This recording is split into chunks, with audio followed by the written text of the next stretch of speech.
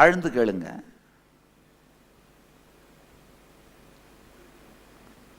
பணம் நம்ம வாழ்க்கையோட ஒரு முக்கியமான பாகம்னு நாமெல்லாம் நம்புறோம். அப்படின்னும் போது அப்ப கணக்கு வழக்க பார்க்கறது ஒரு முக்கியமான, நாம ரொம்ப விரும்புற ஒரு செயலா இருக்கணும் இல்லையா? ஏன் செய்ய மாட்டேங்கிறோம்?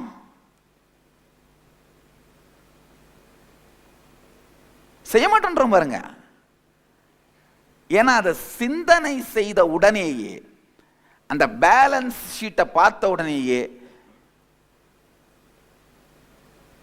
நமக்கு ஏற்படுற அந்த உணர்ச்சி கொந்தளிப்புனால அதை பார்க்காமலே வாழ்க்கையை முடிச்சுறதுக்கு முயற்சி பண்றோம்.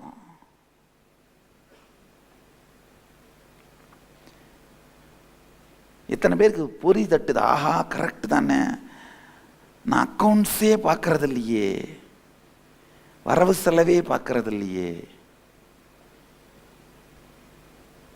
உண்மை.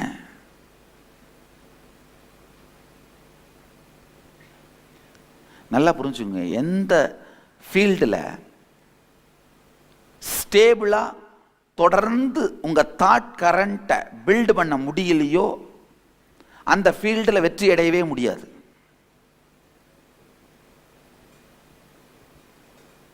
எதுவா இருந்தாலும் சரி, doctor, engineer, lawyer, politician, social leader, cinema artist, இல்ல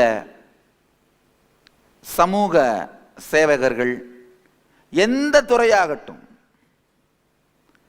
அந்த துறையில தொடர்ந்து நம்முடைய தாட் கரண்ட்டை பில்ட் பண்ண முடியணும். ஏற்கனவே இருக்கிற ட்ரெண்டுக்கு பிரேக் த்ரூ கொடுக்க முடியணும்.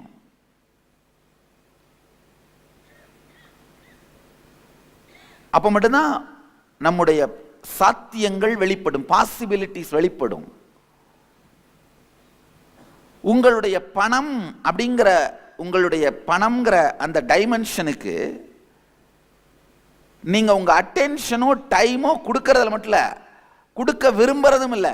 ஃபோர்ஸிபிளா இந்த பேங்க் பேலன்ஸ் ஜீரோ வந்து இடிக்கும் போது, இல்ல பீரோல பணம் இல்லாத போது, நம்ம நாடு 3 டயர் எக்கானமி. நம்ம நாடு அது ஹஸ்பண்டுக்கு தெரிஞ்சு கவர்மெண்ட்டுக்கு தெரிஞ்சு அது ஃபர்ஸ்ட் டயர், ஹஸ்பண்டுக்கு தெரிஞ்சு கவர்மெண்ட்டுக்கு தெரியாம அது செகண்ட் டயர், மனைவிக்கு தெரிஞ்சு ஹஸ்பண்டுக்கும் தெரியாம கவர்மெண்ட்டுக்கும் தெரியாம அது தேர்ட் டயர். நம்ம வந்து 3 டயர் எக்கானமி. இல்ல எப்போ பேங்க் பேலன்ஸ் காலியாகுதோ அது ஃபர்ஸ்ட் டயர், பீரோ காலியாகிறது செகண்ட் டயர், பீரோக்கு கீழே இருக்கிற சீக்ரெட் லாக்கர்ஸ் காலியாகிறது தேர்ட் டயர். காலியாகும் போது மட்டும்தான் ரியாலிட்டியை ஃபேஸ் பண்றமே தவிர, அதுக்கு முன்னாடியே அது சார்ந்து நம்முடைய தாட் பேட்டர்ன்ஸ் ஓடுறதே இல்லை. இன்னொரு பெரிய கொடுமை என்னன்னா, இந்த கணக்கு வழக்கு பார்க்காம இருக்கிறத பெருமையா நாம நம்ப வேற ஆரம்பிச்சிட்டோங்கய்யா. நம்ம என்ன பண்ண ஆரம்பிச்சிட்டோம், நான் அதெல்லாம் பார்க்கறதே இல்லை சாமி. என்கிட்ட பல பேர் சொல்லுவாங்க, இல்ல எல்லாத்தையும் துறந்தவர்கள் கணக்கு வழக்கு பார்க்காம இருக்கிறது தப்பு இல்லை. ஆனா செல்வத்தை உருவாக்கி பெருக்கி வாழணும்னு நினைக்கிறவங்க என்ன பண்ணி தாகணும், பார்த்து தாகணும். இப்ப எதுவுமே வேணான்னு விட்டவங்க பார்க்கணுன்ற அவசியம் இல்லை. ஆனா அந்த மாதிரி விட்டவங்களே ரொம்ப ப்ராப்பரா பார்த்துட்டு இருக்காங்கன்னு என் பக்தர்களுக்கு தெரியும். 347 ஆசிரமத்தில் எத்தனை டம்ளர் இருக்கு, எத்தனை தட்டு இருக்கு. நேற்று ராத்திரி நான் போய் கிளாஸ்ல இருந்து போனப்போ மணி 2ன்னு நினைக்கிறேன், 2 4 அது எத்தனை மணியோ.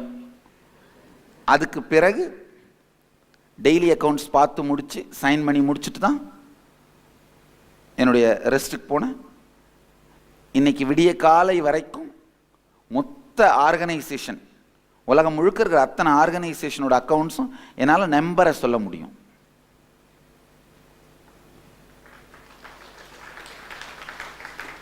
ஐயா இல்லை நீங்க கை தட்டுறதுக்காக சொல்லலைங்க, ஆழ்ந்து கேளுங்க. எந்த ஒரு உங்களுடைய பரிமாணத்தின் மீதும் வலி இல்லாத சிந்தனை ஓட்டத்தை வைத்திருத்தல். உண்மையில்லைங்க, ஒரு தினந்தோறும் காலையில் எந்திரிச்சு யோகா பண்ணி இல்லை நடை வாக்கிங் பண்ணி கொஞ்சம் எக்ஸசைஸ்லாம் பண்ணால் ஹெல்த்தியாக இருக்கும்னு நம்புகிறோம், நினைக்கிறோம். ஒரு 10 தரம் முயற்சி பண்ணி செய்ய முடியாமல் ஃபெயிலாக போயிடுச்சுன்னா அதுக்கப்புறம் இந்த எக்ஸசைஸ் பற்றி ஹெல்த் பற்றியே நினைக்கவே மாட்டோம்.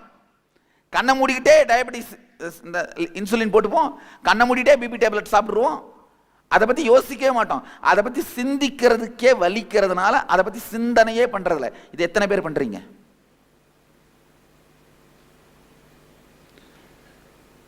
எந்தெந்த உங்க ஹெல்த்துங்கிறது உங்களுடைய ஒரு பரிமாணங்கயா, உங்களுடைய வெல்த்ங்கிறது உங்களுடைய ஒரு பரிமாணம், உங்களுடைய கம்ப்ளீஷன் அதாவது ஃபுல்ஃபில்மெண்ட், முழுமையாக நீங்கள் உங்களை உணர்தல், அது உங்களுடைய ஒரு பரிமாணம். எந்தெந்த பரிமாணத்திலெல்லாம் நீங்கள் சிந்திப்பதற்கு தயங்குகிறீர்களோ பின்வாங்குகிறீர்களோ அங்கெல்லாம் ஏழையாக இருப்பீர்கள், அங்கெல்லாம் ஏழ்மை உங்களோடு இருக்கும். நல்லா புரிஞ்சுக்கோங்க, தனம் அப்படிங்கிறது பணம் மட்டுமல்ல, பணமும் உங்களுடைய எந்தெந்த ஃபீல்டிலெல்லாம் நீங்க சிந்திக்க மறுக்கிறீர்களோ அந்தந்த ஃபீல்டிலெல்லாம் வறுமை இருக்கும். சில பேர் இந்த சுற்றி இருக்கிற மனிதர்களோடு உறவுகளை பற்றி சிந்திக்கவே மாட்டாங்க, எல்லாரையும் டேக்கிங் இட் ஃபார் கிராண்டட். வீட்டில் இந்த ஷூ கழட்டி வைக்கிற இந்த ஸ்டாண்டு நம்ம வாங்கி போட்டோம்னா அது பாட்டுக்கு இருக்கும், அதை ஒன்றும் மெயின்டைன் பண்ண வேண்டியதில்லை. அதே மாதிரி தான் ஒர்க்கர்ஸையோ இல்லை ஃபேமிலி மெம்பர்ஸையோ ட்ரீட் பண்ணுவோம், அது பாட்டுக்கு இருக்கணும், அவ்வளோதான். நான் வேணும் போது கழட்டி கோட்டை மாட்டிப்பேன் இல்லை ஷூவை மாட்டிப்பேன், வேணான்னும் பொழுது நான் பாட்டுக்கு அதை எடுத்து போட்டு போயிட்டே இருப்பேன், அது பாட்டுக்கு ஆனால் ஷூ ஸ்டாண்ட் மாதிரி இருக்கணும். ஒரு ஃபர்னிச்சர் மாதிரி மனிதர்கள் உங்களை சுற்றி இருக்கணும்னு நினைக்கிறதும் இந்த உறவுகளை உயிரோடு வைத்திருக்கின்ற அந்த பரிமாணத்தில் உங்கள் சிந்தனை ஓட்டம் இல்லாமல் பார்த்து கொள்வது.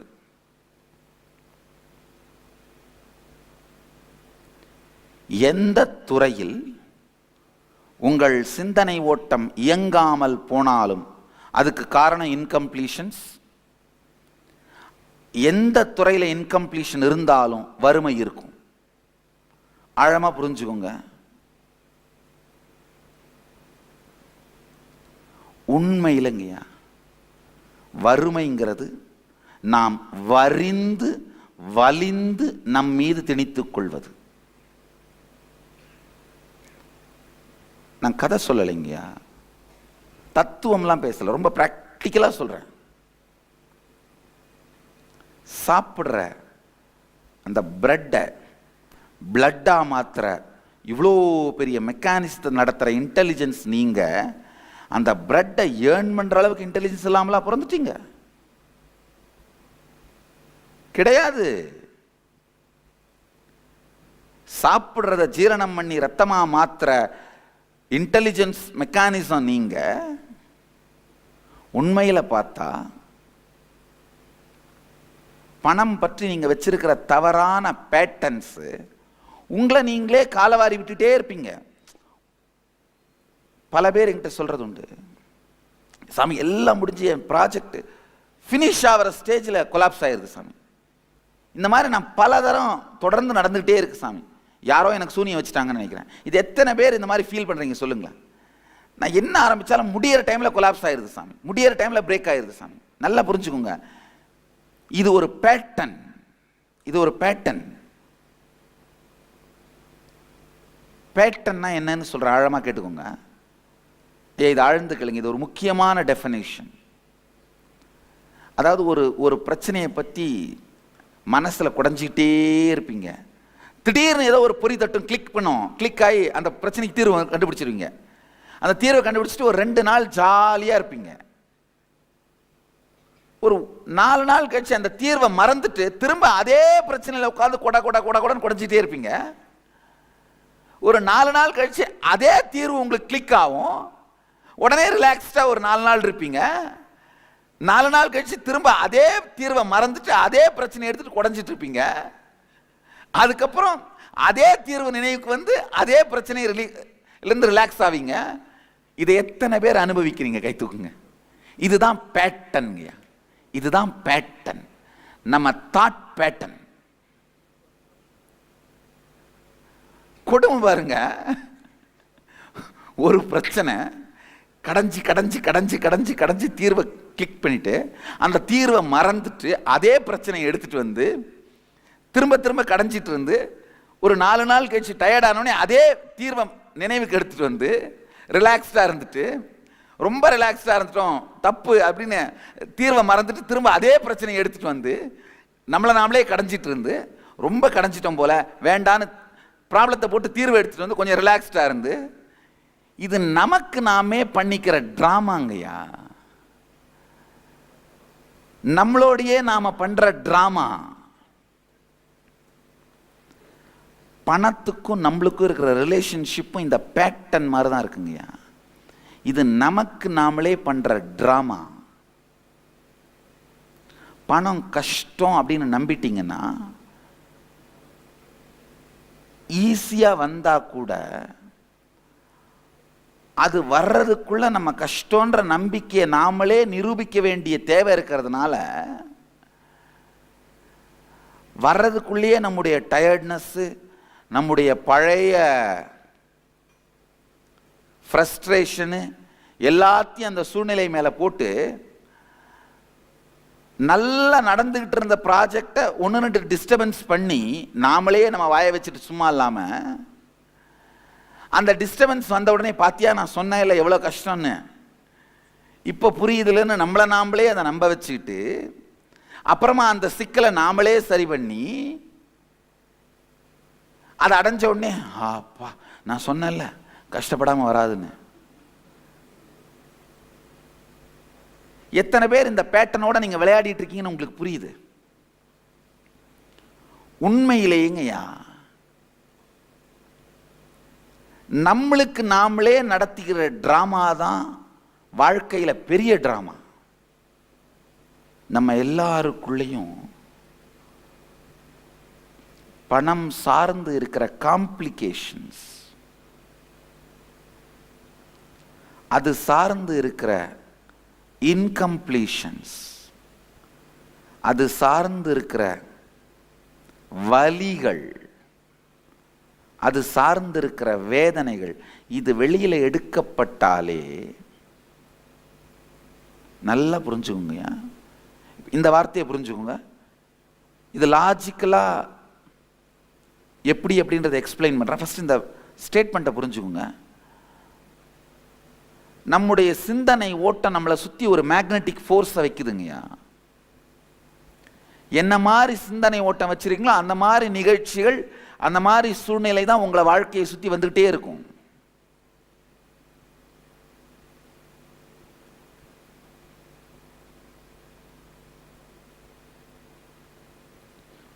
உள்ளுக்குள்ள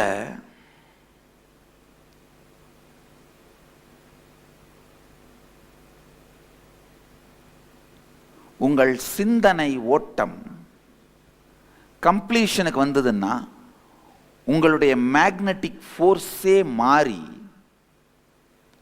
உங்க வாழ்க்கையிலையும் சரியான சூழலையும் வெற்றியையும் தானா அட்ராக்ட் பண்ணுவீங்க.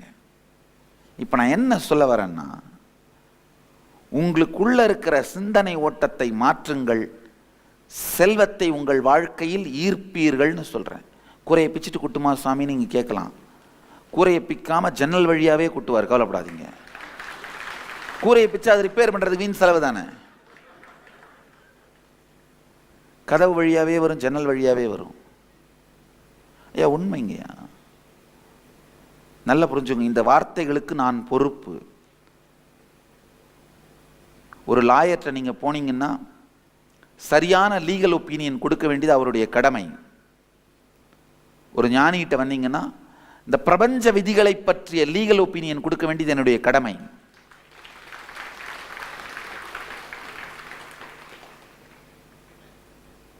இந்த பொறுப்பிலிருந்து சொல்கிறேன், இந்த வார்த்தைக்கு நான் பொறுப்பு.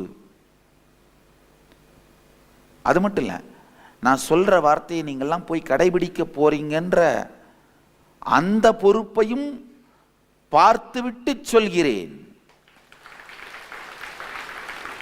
ஐயா, இந்த ஏதோ டிவி சேனல் மாற்றும் போது திடீர்னு நித்யானந்தர் தெரிஞ்சாருன்னு பார்க்குறவங்களாம் நான் சொல்கிறத கேட்பாங்க, கேட்க மாட்டாங்க, வாழ்வாங்க, வாழ மாட்டாங்க, அது வேற. ஆனால் எல்லாவற்றையும் மீறி இங்கே வந்து இந்த ஹாலுக்குள்ளே உட்காந்துருக்க, இந்த ஹாலுக்குள்ளே அவ்வளோ ஈஸியாக வர முடியாது. அந்த காலத்துலலாம் இமாலயாவுக்கு தேடி போகணுங்க, ரொம்ப கஷ்டப்பட்டு இமயமலை தேடி போகணும்.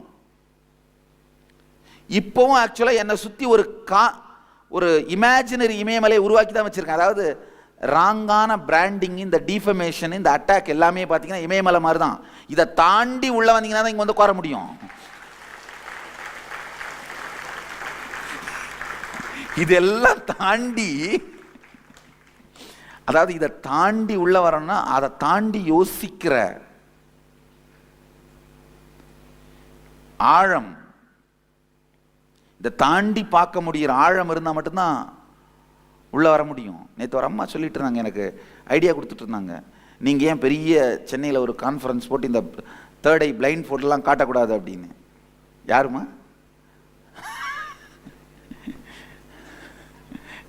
இல்லை, உங்களுடைய அன்புக்கும் உங்களுடைய என்ன சொல்கிறது ஆற்றாமைக்கும் நன்றி.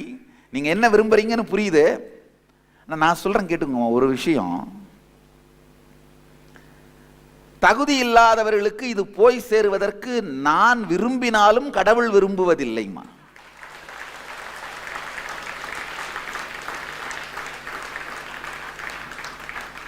யார் வந்தாலும் கொடுத்துட்டு தான் உட்கார்ந்துட்டு இருந்தோம்மா. நான் பாட்டுக்கு சிறுபிள்ளை மாதிரி உட்காந்து சிரிச்சுக்கிட்டு விளையாடிட்டு ஆடிட்டு பாடிக்கிட்டு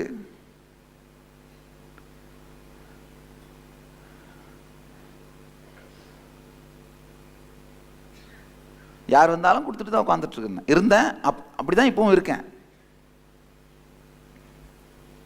யார் வர்றாங்க போறாங்கன்றதை பற்றி கவலை கிடையாது. நான் பாட்டுக்கு நதி மாதிரி ஓடிட்டு இருக்கேன். யாருக்கு வேணுமோ குடிச்சிட்டு போங்க, யாருக்கு வேணுமோ முகந்துட்டு போங்க, யாருக்காவது பிடிக்கலன்னா 1-2 பண்ணிட்டு போங்க, அதெல்லாம் உங்க விருப்பம்.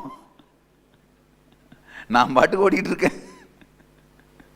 கை கால் கழுவுறவங்க கழுவுங்க, குடிக்கிறவங்க குடிங்க, கொண்டுட்டு போறவங்க கொண்டுட்டு போங்க.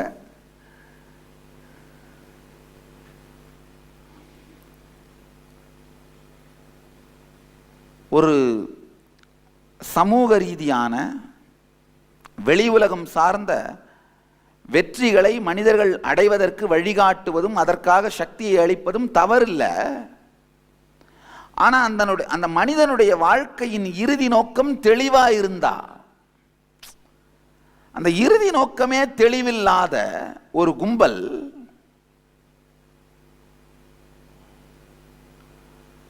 தாறுமாறாக உபயோகப்படுத்த துவங்கியதனால். இன்னொன்று, எல்லாத்துக்குமே ஒரு இன்டெகிரிட்டி இருக்குங்க. அதாவது இந்த இயக்கத்துக்காக இந்த ஆன்மீக சத்தியங்களை உலகத்துக்கு சொல்றதுக்காக மக்கள் பணம் கொடுக்குறாங்கன்னா அந்த பணம் அதுக்கு மட்டும்தான் செலவு பண்ணப்படணும். அது தாண்டி வேற ஏதாவது கருத்துக்கள், கொள்கைகள், வேற ஏதாவது ஒரு விஷயத்துக்கு செலவு பண்ணா அந்த இன்டெகிரிட்டி பிரேக் ஆகுது. விவேகானந்தர் ரொம்ப அழகா சொல்லுவார், எக்கனாமிக் சேஸ்டிட்டின்னு சொல்வார். ராமகிருஷ்ண மடத்துக்கு விதி எழுதும்போது அவர் எழுதுறாரு, இஞ்சி வாங்க கொடுக்கப்படும் பணத்தில் சுக்கு வாங்கக்கூடாது எழுதுறாரு. இஞ்சி வாங்க கொடுக்கப்படும் பணத்தில் சுக்கு வாங்கக்கூடாது. எக்கனாமிக் சேஸ்டிட்டின்னு சொல்றாரு. அத பொருளாதார கற்பு, என்ன வார்த்தை யூஸ் பண்றாரு பாருங்க, பொருளாதார கற்புன்ற வார்த்தை யூஸ் பண்றாரு. தகுதி இல்லாமல் இந்த சக்தியை மட்டும் பெற்றால் அவர்கள் அசுரர்களாக மாறிவிடுகிறார்கள். புத்தி வராமல் சக்தி வந்தா ராட்சசர்கள் ஆயிடுவாங்க. சக்தி வரும் பொழுதே புத்தியும் வந்து விட்டால்தான் தெய்வங்களாக வாழ்வார்கள்.